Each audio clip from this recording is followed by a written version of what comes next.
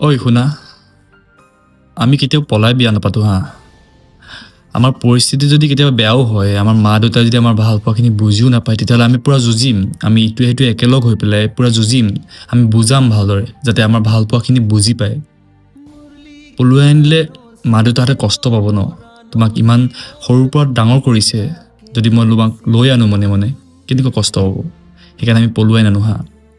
মই মোৰ নিজৰ কেৰিয়াৰটো বনাবলৈ বহুত ট্ৰাই কৰিম, পূৰা হাৰ্ডৱৰ্ক কৰিম। তুমিও তোমাৰ কেৰিয়াৰটো যদি বনাব বিচাৰিছা, তেতিয়াহ'লে পূৰা কষ্ট কৰিবা।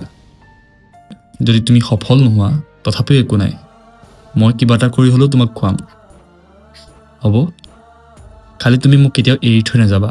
মোক যদি সফল নোহোৱাৰ আগতেই যদি তুমি মোক এৰি থৈ পেলাই বেলেগ এজন পুৰুষক তুমি ভাল পোৱা, তেতিয়া মই ভাগি পৰিম।